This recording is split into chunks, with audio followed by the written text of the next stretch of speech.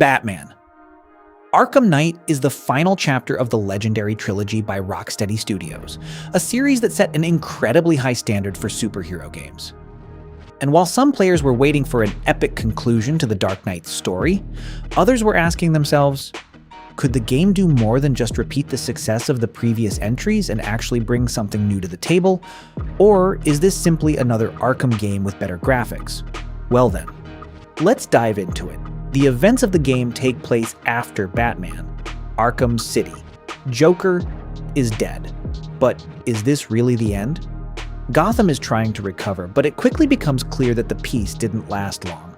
A new, mysterious enemy enters the scene, the Arkham Knight, joining forces with Batman's old enemies. Together, they launch a massive assault on the city, forcing the authorities to evacuate all civilians. And this is where things start to get interesting. Gotham becomes completely open for exploration, but it's no longer just a city. It's a massive, dark, rain-soaked metropolis where every rooftop, every alleyway, and every neon reflection contributes to the atmosphere. You'd think that's exactly how it should be, right? Well, not quite. I have no complaints about Gotham itself. It really is gloomy, beautifully designed, and maintains that dark atmosphere perfectly. But the city feels empty. Completely empty. Maybe I wouldn't have noticed it if I hadn't started playing this game immediately after Arkham City, but it was the very first thing that stood out to me. NPCs run around here and there, but sometimes they don't even react to your presence. Personally, I replayed the first game, Batman, Arkham Asylum, in one sitting despite the game being from 2009.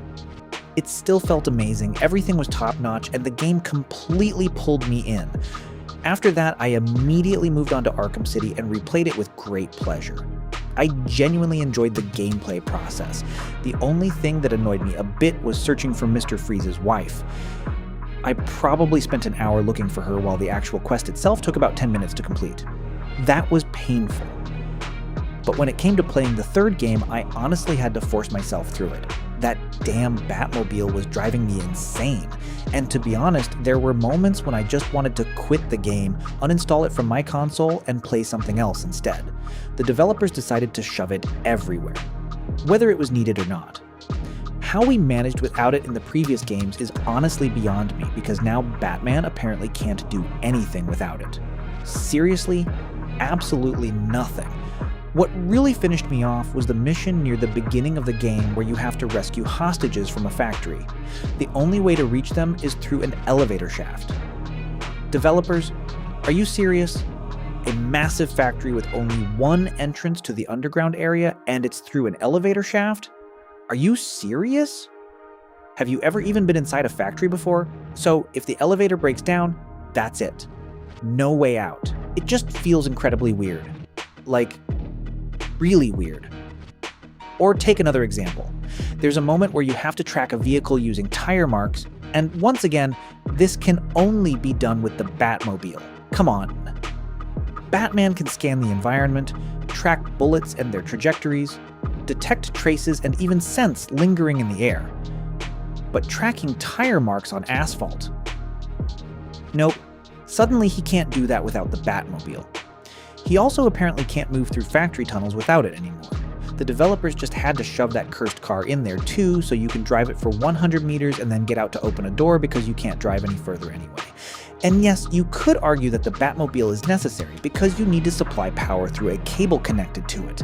But seriously, in Batman's massive high-tech laboratory, was there really no other equipment they could have dropped in from the aircraft, like they usually deliver all his gadgets instead of dragging a car onto rooftops?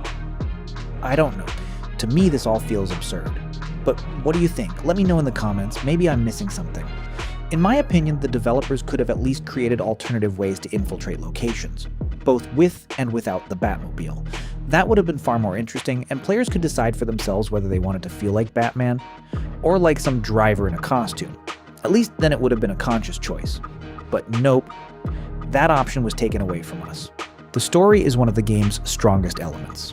It constantly keeps you on edge, but if I'm being honest, at times it becomes a little predictable, especially if you're familiar with DC Comics. Some plot twists are easy to see coming, and the game's main mystery probably won't surprise a lot of players. But that doesn't mean the story is bad. Quite the opposite. It feels very personal. This is not only a story about Batman, but also about Bruce Wayne, his fears, doubts, and inner demons. And trust me, there are plenty of demons here. One of the game's main features is, of course, the Batmobile. And this is where players became divided. On one hand, it's genuinely cool. The vehicle looks powerful, controls smoothly, and the ability to instantly switch from driving mode to a combat tank adds a lot of dynamics to the gameplay. On the other hand, there's just too much of it. Seriously. Sometimes it feels less like a Batman game and more like an armored tank simulator. Certain missions literally force you to use the Batmobile even when all you want is classic stealth gameplay or hand-to-hand combat. The drone battles in particular become frustrating and honestly kind of depressing. They start feeling repetitive very quickly and come across as artificial gameplay padding.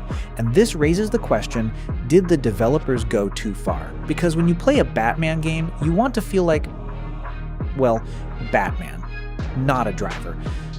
During the helicopter fight, I was constantly facepalming and feeling secondhand embarrassment. I haven't experienced cringe like that in a long time. For some reason, it instantly reminded me of old 8-bit and 16-bit games like Contra. I honestly don't know why, but that's exactly the vibe it gave me.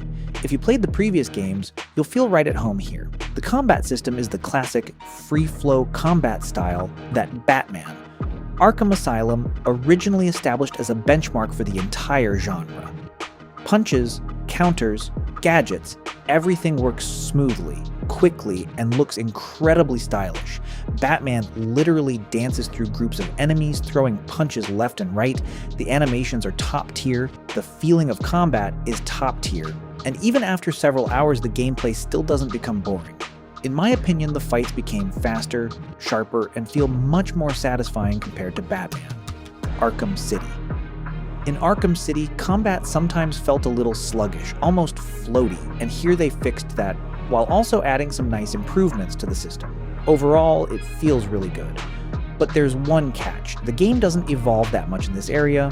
Sure, there are new gadgets and new enemy types, but overall, it's still the same Arkham gameplay formula. That's not a bad thing, but it's not revolutionary either. The stealth sections remain some of the best in the genre. When you're hanging from the ceiling, observing enemies, planning your attack, you truly feel like a predator hunting its prey. The atmosphere also deserves special praise.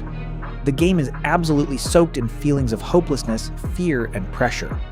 Scarecrow does his job perfectly. His fear toxin becomes more than just a plot device. It becomes part of the gameplay itself. Batman starts seeing things he shouldn't be seeing. And this is where Joker returns once again. His role in the game is probably one of the most interesting ideas the developers came up with. He's not just an antagonist anymore, but more like a voice inside Batman's head that constantly pushes him toward darkness. These scenes are pure gold. They add depth to the character and make the story feel much more personal. Even now, in 2026, the game still looks incredibly impressive. Rain, neon reflections, wet streets, headlights cutting through the darkness, all of it creates an amazing nighttime Gotham atmosphere. The city is divided into several islands, each with its own style and mood. And while it's technically an open world, as I mentioned earlier, it still feels empty. But visually overall, the game remains extremely strong. The enemy AI, well, let's just say it's not perfect. Sometimes enemies behave aggressively and intelligently, while other times they just stand there completely clueless about what's happening around them. This becomes especially noticeable during stealth sections, where enemies can take forever to react to their allies suddenly disappearing. There are also some issues with missions that feel repetitive, or come across as filler content. Batman. Arkham Knight is a very strong game, but definitely not without flaws. It doesn't reinvent the formula, but it polishes the Arkham formula to an almost perfect state. The story is engaging, the atmosphere is incredible, and the combat system remains timeless. But the Batmobile becomes genuinely annoying at times. The gameplay doesn't always offer anything truly new. Some mechanics feel unnecessarily stretched out. If you loved the previous games, this is absolutely a must-play. If you're looking for something radically different, you might end up a little disappointed. My rating, 8 Batmen out of 10 for the trilogy overall, because the first and second games are absolutely fantastic, and 6 Batmen out of 10 specifically for this final chapter. It's not a perfect ending, but it's still not a bad conclusion to the Dark Knight's story. And what do you think? Is the Batmobile awesome, or was it simply too much?